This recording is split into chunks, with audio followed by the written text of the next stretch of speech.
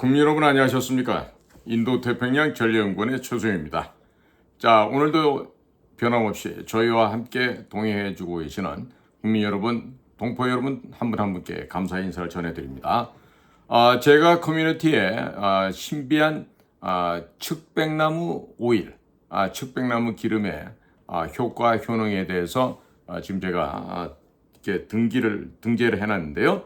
한 분들 찾아서 들어와 보시고 그 신비한 효험을 갖고 있는 측백나무 오일을 써보신 분들이 벌써 지금 댓글로도 막 올라오고 있어요. 너무 좋다고.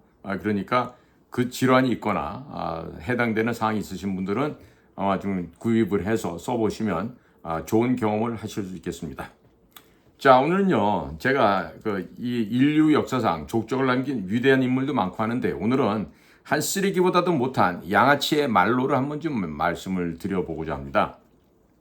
자, 지금 여의도에 가면요, 쓰레기, 양아치보다 못한 애들이 거기 엄청나게 많이 군집을 해서 있죠.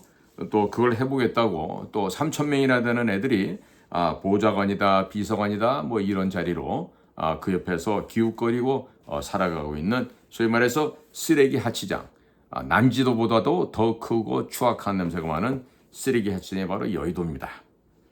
그 국회라는 곳인데요. 자, 한때는 국회의원을 했던 자의 이 말로예요. 자, 운명은 순응하는 자를 태워가기도 하고 또 역행하는 자를 끌고 간다는 말이 있죠. 또한 내가 바란다고 해서 우주가 가던 길을 바꾸지 않는단다. 이런 말도 있습니다. 근데 지금 한 사내가, 이게 좀 사내라고 해야 될지도 모르겠어요. 이게 지금 생물학적으로만 사내지, 이런 애가 어떻게 사내가 될 수 있겠나 싶은데, 어쨌든 뭐 한 사내라고 하죠. 그다지 두뇌도 좋지 않은 주제에 본인의 운명을 역행해 보겠다고 발버둥 치고 있는 한 똥강아지 한 마리가 있는데요. 그 참 날 저문 주막집에 술 취한 똥강아지 모습이 참으로 치근하게 보기도 합니다.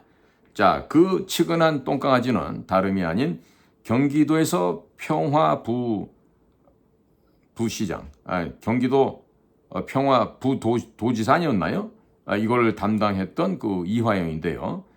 이자가 불법 대북 송금 사건의 재판에서 수원지방법원 형사 11부 신진우 재판장의 재판을 받지 않겠다고 법관 기피 신청을 했고 그것이 기각이 되고 나자 수원고등법원에 항고를 했다 그럽니다. 그래도 항고마저 기각이 되니까 이화영은 또다시 대법원에 재항고를 했지만 역시 기각을 당했다 그럽니다.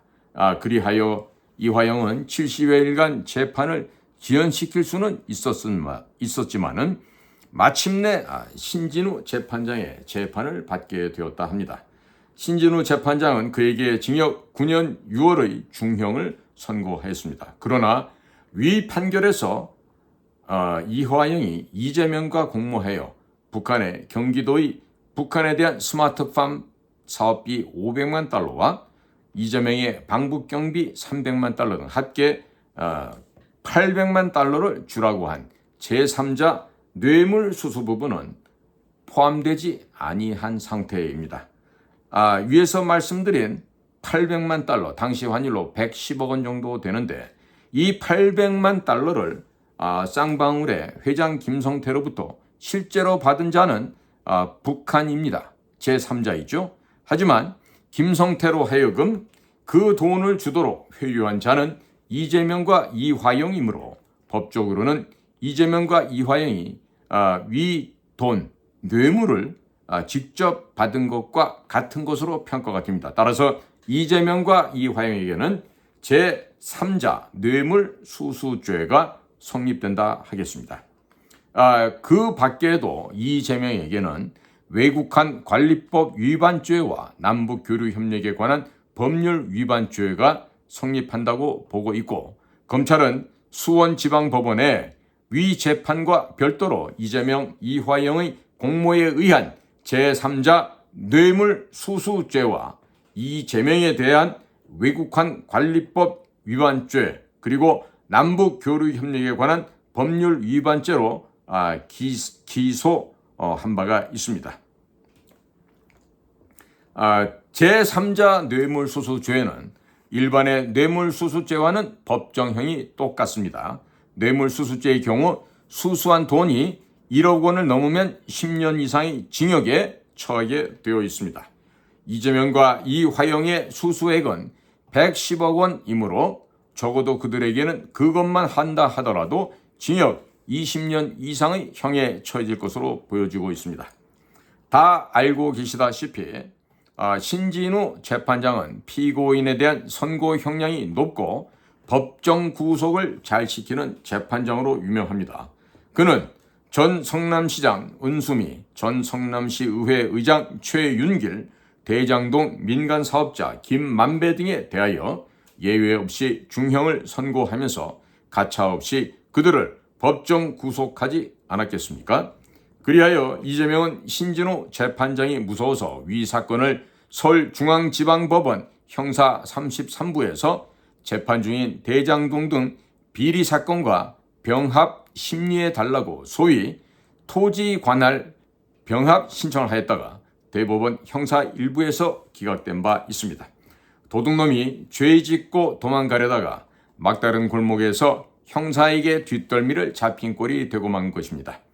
아마도 그는 조금이라도 재판을 지연시키기 위해서 이화영이 썼던 수법대로 기피 신청, 기각, 항고, 기각, 재항고, 기각의 절차를 밟을 것입니다. 이거 법꾸라지니까 이놈도 지금 변호사 자격증 있으니까 충분히 이런 장난질을 치겠죠.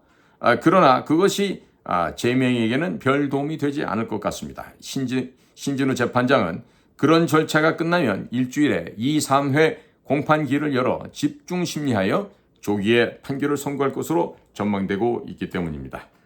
자, 그러므로 얼마 안 있어서 위 사건의 1심 판결이 선고될 것이고 이재명에는 법정 구속될 것으로 전망되고 있습니다.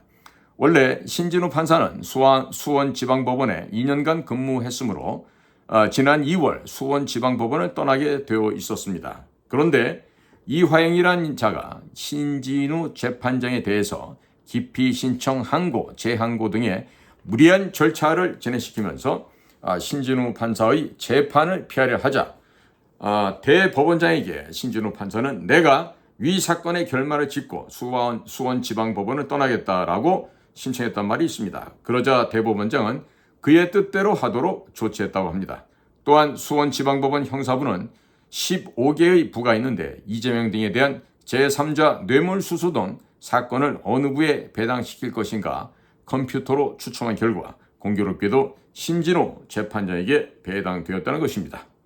만약 이화영이 무리한 법관 기피 신청을 하지 않았더라면 신진우 판사는 지난 2월 법관 이동 시 서울중앙지방법원 등으로 발령났을 것입니다.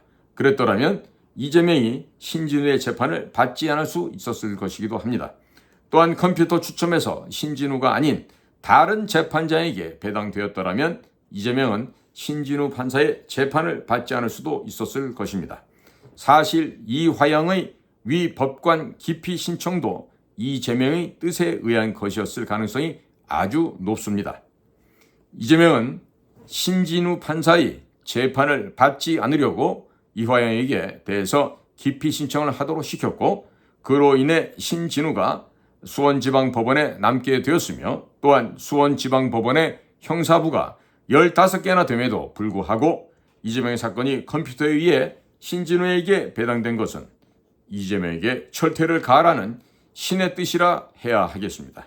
이것이 바로 재명이의 운명이라 하겠습니다. 이재명이가 그 운명의 거물에 걸린 채 파닥거리고 또 파닥거려 봤자 그 운명을 벗어나지는 못할 것입니다. 그리고 이재명의 저승사자인 신진우 판사는 결코 대한민국 국민을 실망시키지 않으리라 보고 있습니다. 우리는 죄 지은 자는 마땅히 처벌되어야 한다는 당위, 마땅히 그렇게 되어야 한다는 것을 우리들의 이웃들에게 널리 설득해 나가면서 희망을 갖고 인내하며 그날을 기다려야 하지 않겠습니까? 이재명의 운명이 그것을 거역하는 이재명을 끌고 감옥으로 들어가는 멋진 광경이 우리를 기다리고 있을 것입니다. 자, 죄 짓고 벌을 안 받으려 하면 안 되겠죠. 이게 바로 도둑놈 심판이겠습니까? 이제는 옛날에야 자식에게 손주에게 넘어간다 그랬는데 이제는 당대에 벌을 받게 되어 있죠. 재명아, 빨리 개과천선하기를 바란다. 내 놈은 이렇게 거짓으로 살아온 너의 인생이 이화영과 함께 공도 동망을 할 텐데 이제 더 이상 발악하지 말고 하늘에 맡기고 친환경 무상급식 일식삼찬을 하면서 먼저 항문 검사를 해주는 거기 가서 내 놈의 항문과 그 불알 사이에 박혀 있는 점을 한번 의왕저수지에 있는 그 선생님들 앞에서 한번 꼭 확인을 시켜주기 바란다. 그러다 보면 너의 말로가 이화영과 똑같은 말로가 된다는 것을 알 수 있게 될 것이다. 자, 국민 여러분, 오늘도 저희 방송과 함께 해주셔서 감사를 드립니다. 저희들은 인도태평양 전략연구원의 최소영입니다. 감사합니다.